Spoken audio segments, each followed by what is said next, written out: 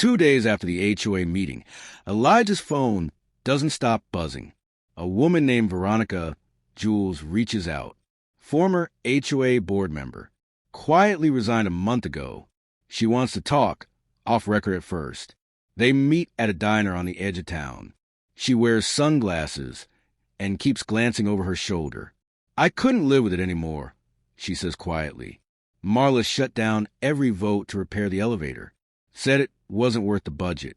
When Marcus filed those requests, I pushed for a response. She deleted the emails. Elijah stiffens. Deleted? Veronica nods. She didn't want the HOA's insurance to spike. Said, and I quote, "If we start fixing things for one of them, we'll have to fix it for everybody." Elijah's stomach turns. She meant black residents, he asks. Veronica looks at him, eyes filled with shame. You know exactly what she meant.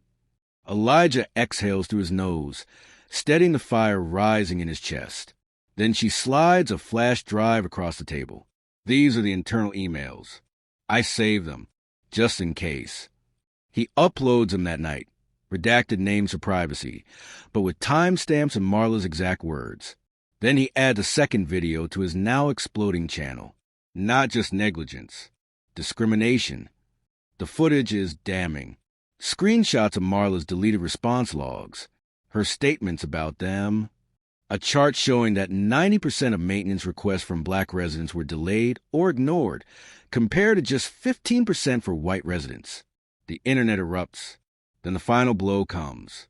Channel 9 airs an exclusive interview with a former maintenance worker who was fired last month for misconduct. Turns out his misconduct was refusing to lie. They told me to say the elevator had passed inspection. He says on camera, but it hadn't. I refused to falsify the documents, and next day, I was let go. HOA chairwoman said it was a bad look to delay repairs right before an HOA gala. The anchor looks directly into the camera. That gala took place the day Marcus died. By morning, the State Housing Authority is at Cedar Heights. Subpoenas are issued. The HOA board is frozen. And Marla? She tries to hold a private emergency meeting, but she's met by flashing cameras and a crowd of angry residents blocking the entrance. We trusted you, someone shouts. You let him die. Elijah stands at the front. Calm, steady. He doesn't raise his voice. Just walks up the stairs with a folder in hand. Inside is a formal complaint signed by 30 residents, calling for Marla's removal and a full audit. She tries to push past him. Don't touch me, she hisses. He steps aside. Go ahead, he says. Walk past all of them. See how far you get. Her face twists. You think this makes you a hero? No. Elijah says, it makes me accountable. Something you never were. Then a sheriff's cruiser rolls up. Deputies step out. Calm. Formal. Marla Peterson? She turns, startled. Yes. We have a warrant to seize HOA property and documentation, including communications under your administration. You'll need to come with us. The color drains from her face. The moment is electric. Phones record from every angle. Her heels click hollow against the concrete as she's escorted into the cruiser. Not handcuffed. Not yet, but it's enough. Enough for the residents to cheer. Enough for Marcus's daughter to cry. Enough for Elijah to know. The tables have turned, and they're not going back. Marla Peterson is arrested on a Tuesday. Not just escorted. Arrested. The charges? Negligent homicide, evidence tampering, and discrimination under civil housing law. Her mugshot floods the local news before lunchtime. By evening, it's national. The HOA tries to backpedal, releasing a hollow statement about being misled by their former chairwoman. But the community isn't buying it. Not after what they saw. Not after the lies, the silence, the death. A GoFundMe for Marcus's daughter surpasses $100,000 in a week. Elijah's channel hits 500,000 views. The mayor, yes, the mayor, publicly thanks him for pushing the city to reckon with its silence. But Elijah isn't smiling. Not really, because Marcus is still gone, and none of this brings him back. Still, something's changed. Cedar Heights doesn't look the same anymore. Not because of the buildings, but because of the people the way they move now, the way they speak. There's more eye contact, more nods, more truth. It's small, but it's something. At the next community meeting, Elijah walks in late. The room pauses, then erupts in applause. He raises a hand, modest but grateful. A new board is being voted in, and for the first time, it's diverse. 2 black women, an Asian American father, a Latina retired teacher. The shift is undeniable. About time, Elijah murmurs, slipping into a seat. Veronica sits beside him. Feels different now, doesn't it? He nods. Still a long road. She smiles. But we're walking it. Later that night, Elijah returns to Building 3, stares up at the elevator. The door slides open, quiet, functional. He steps inside. It hums gently as it rises. No stuttering. No flickering lights. Just silence and soft movement. At the 4th floor, he exits and walks to Marcus's old unit. It's empty now. A single red flower in a plastic cup sits by the door. Someone must have left it. Elijah kneels. He pulls a folded note from his jacket pocket, written in neat handwriting. You mattered. We saw you. He tucks it beneath the cup and stands there a moment longer. Footsteps echo behind him. It's Amani, Marcus's daughter. Her eyes glassy but warm. I saw your video, she says softly. I think my dad would have liked you. I wish I'd spoken up sooner, Elijah says. You did when it counted. They stand in the hallway, surrounded by the quiet hum of a repaired system and a building finally being heard. Amani places a hand over the flower. You know, they tried to get me to sign a non-disclosure agreement. The HOA said they'd cover funeral costs if I stayed quiet. Elijah scoffs. Classic. I told him to kiss my ass, she says, and they both laugh, really laugh. It feels like a release, a defiant kind of healing. Before she leaves, Amani turns back. You turn pain into something powerful. Not many people can do that. Elijah watches her disappear down the hallway. The elevator dings again, and for the first time in weeks, he breathes deep, full, not because justice was easy, not because it was complete, but because it was real. And in a world built to look away, Elijah more made them look and see. It's a Saturday morning in Cedar Pines, one of those carefully curated, brochure-perfect neighborhoods where every lawn is manicured and every smile feels rehearsed. Birds chirp from strategically planted dogwoods, and the distant hum of a leaf blower blends into quiet suburban rhythm. On paper, it's paradise. But for Malik Johnson, it's just the calm before the storm. He stands in his driveway, loading medical gear into the back of his silver Subaru Outback. His EMT bag, defibrillator, and oxygen tank are all accounted for. He double-checks. He always does. Years of running high-pressure calls have turned preparation into second nature. Malik is a seasoned paramedic, respected by his colleagues, loved by his patients, and known in the community as the calm in chaos. But here, in this HOA-ruled enclave, he's something else entirely. Outsider. The only black homeowner on his cul-de-sac.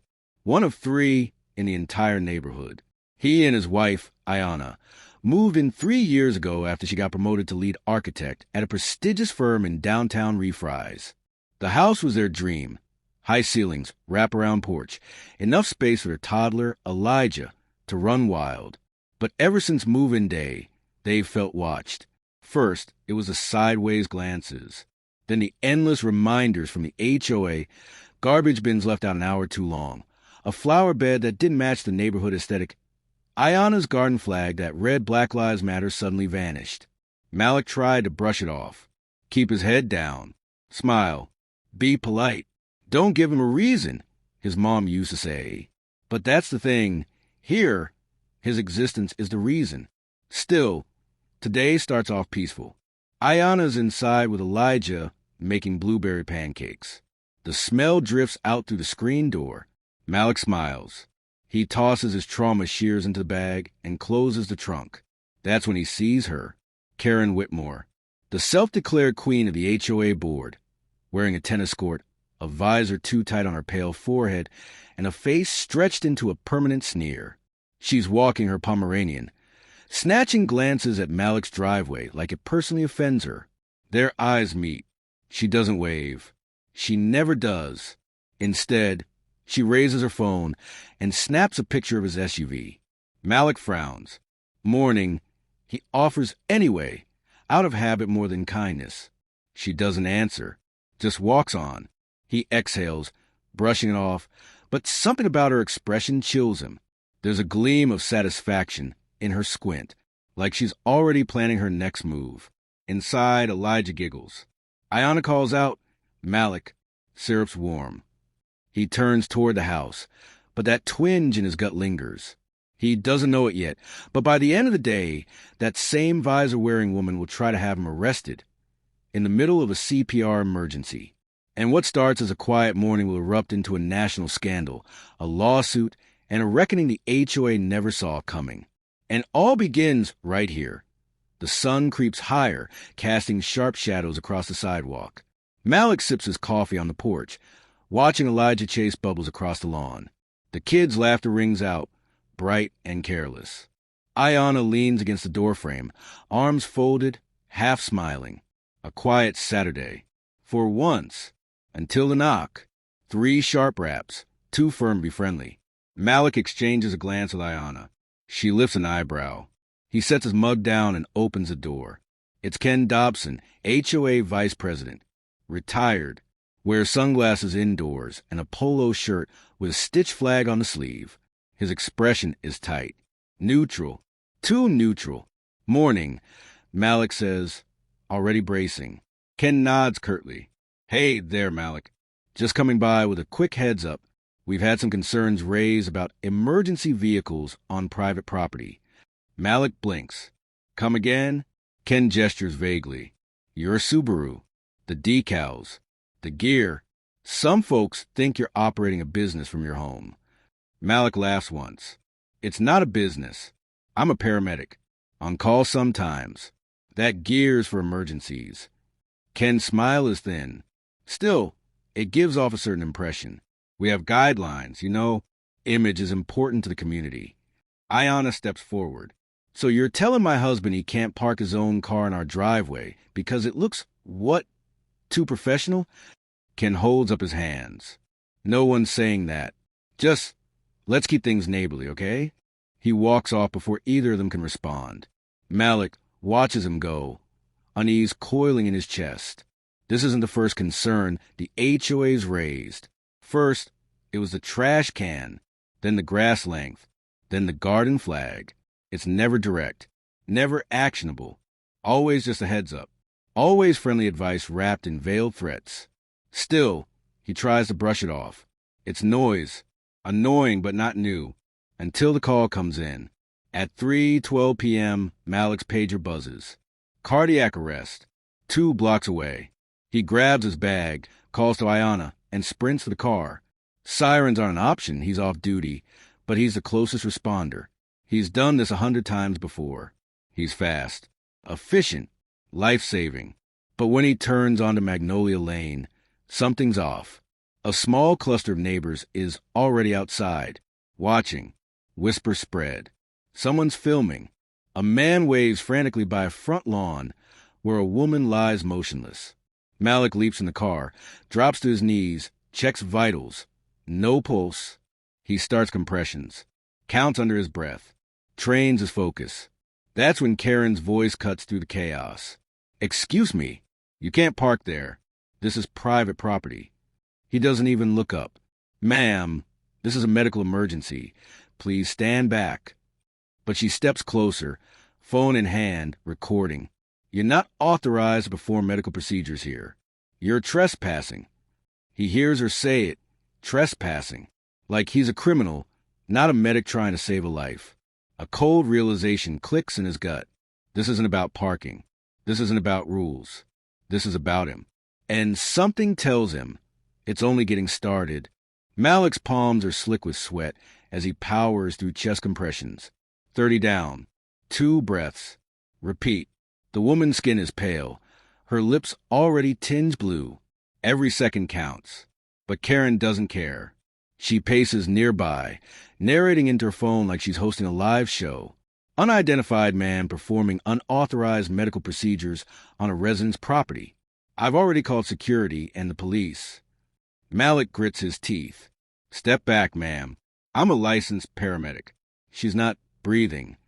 Karen scoffs. Then where's your ambulance? Where's your uniform? My ID's in my bag. I got here faster than the unit. Either help or get out of the way. But she doesn't move. Instead, she turns toward the crowd that's begun to gather, neighbors in polo shirts and pastel sundresses, watching silently, arms folded. She's not even responding, Karen says loudly. For all we know, he's hurting her more. Malik ignores the sting of her words and keeps going. Another round of compressions. The woman jolts slightly, an involuntary movement, but it's something. That's when HOA security arrives. 2 men in navy windbreakers with Cedar Pines Community Patrol stitched across their chests rush in like they're on a SWAT mission. One of them, white mid-40s, a thick neck and a buzz cut, grabs Malik's shoulder. You need to stop right now. Malik doesn't even pause. Back off. She's in cardiac arrest. Buzzcut steps forward. You're not a first responder. You're trespassing on HOA property. That woman didn't consent. Malik snaps. She's unconscious. She can't consent to anything right now, and if I stop, she dies. Call Refry's EMS if you haven't already. Ayana's voice pierces the air, sharp, furious. She's sprinting down the sidewalk, phone in hand. I called them. They're on their way. And you, she points at Buzzcut, if you lay a finger on him again, I swear to God. The man hesitates, but Karen jumps in. We've had complaints about him before. She lies smoothly. Suspicious activity. Unauthorized vehicle. He doesn't even live on this block. Ayana shoves her phone in Karen's face. That's his face. His license. He's a certified paramedic. You're interfering with emergency care, and I'm recording every second. The woman on the ground suddenly gasps. A collective jolt runs through the crowd. Malik rolls her gently into recovery position, checks her pulse. It's faint but steady. Relief floods through him, but it's short-lived, because red and blue lights flash at the end of the street. Police. 2 squad cars pull up. Officers step out. Karen walks up to them immediately, crocodile tears ready. There, she points. That man broke into private property and assaulted a resident. Malik stands slowly, hands up, breathing hard. Officer, I'm a paramedic. She had no pulse. I intervened until EMS could arrive. I have ID in my bag. One of the officers eyes Karen warily. Is this the one you said had a weapon? Malik freezes. Weapon? Karen nods, faux frantic.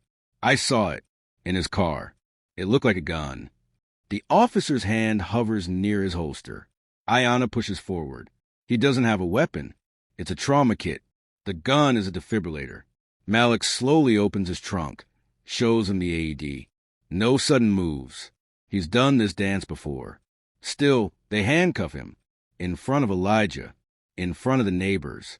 In front of the woman he just saved. Malik locks eyes with Karen as they lead him to the cruiser. She's smirking, but not for long, because Ayana's already uploading the video to every social platform she can think of. And Malik? He's got a lawyer on speed dial.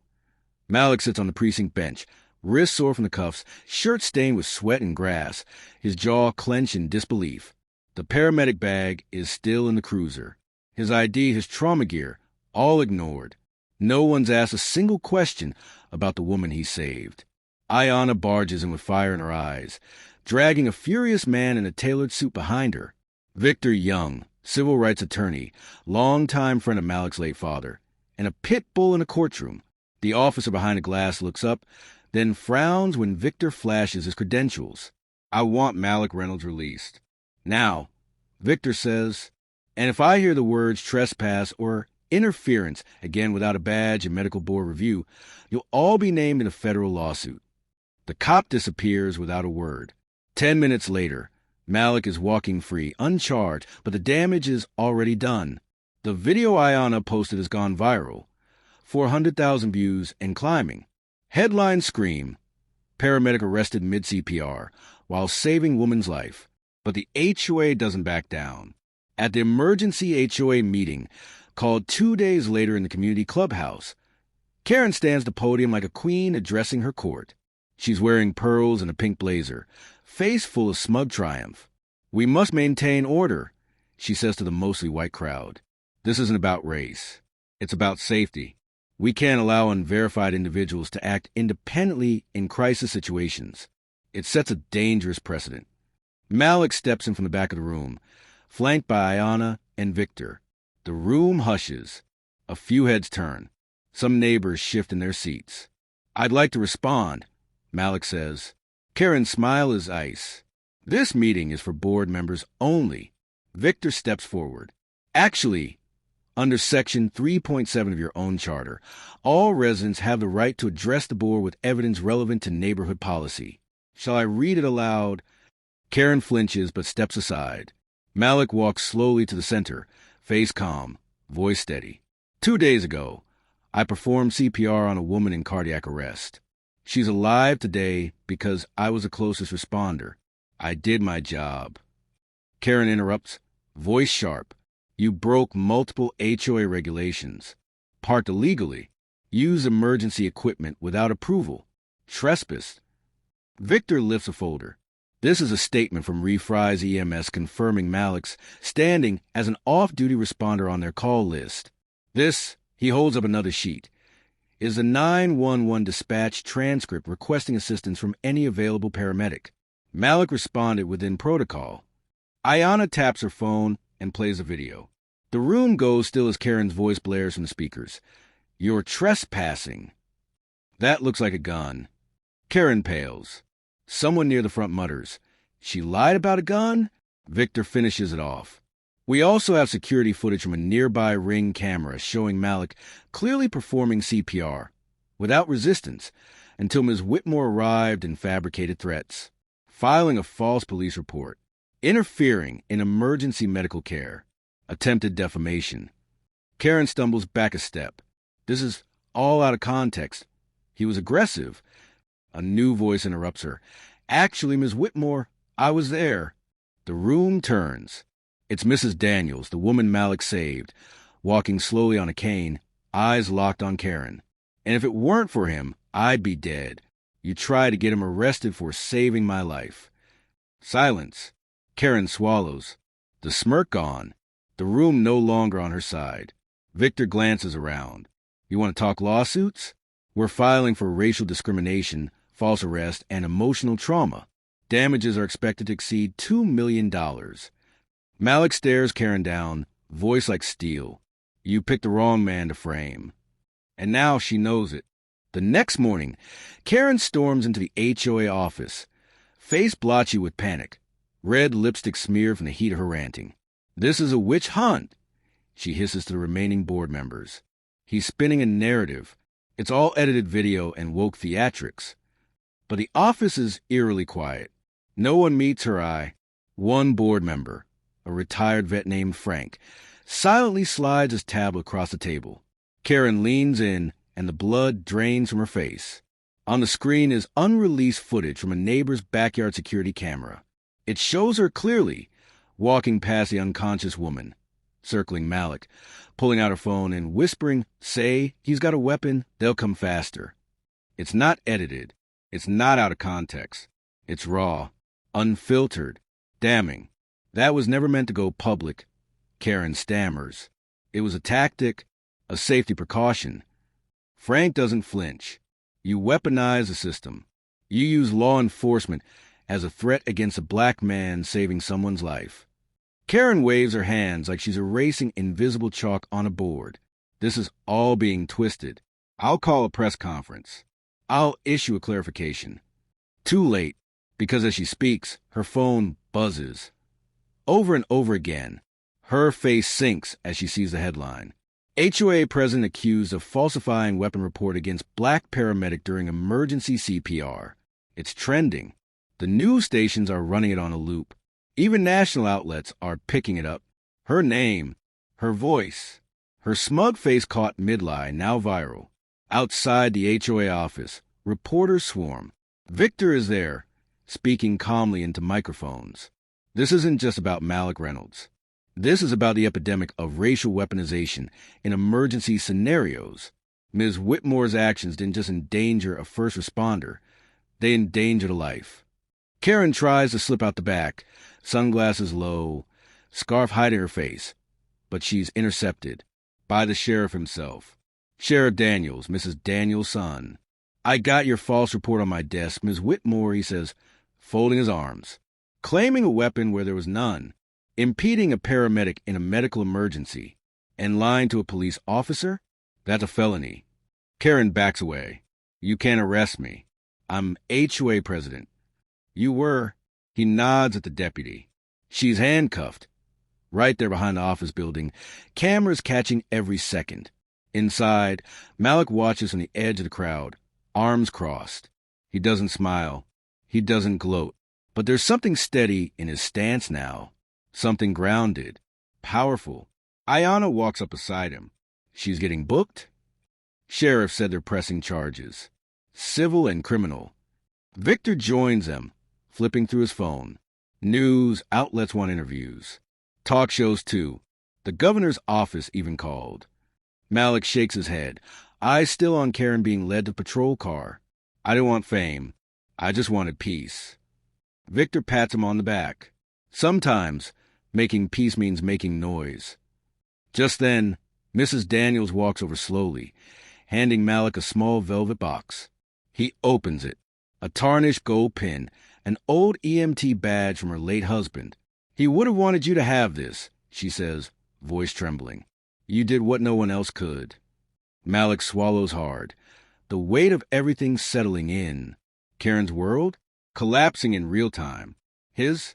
Just beginning to rebuild. And this time, it's on his terms that Karen's mugshot hits the internet before noon.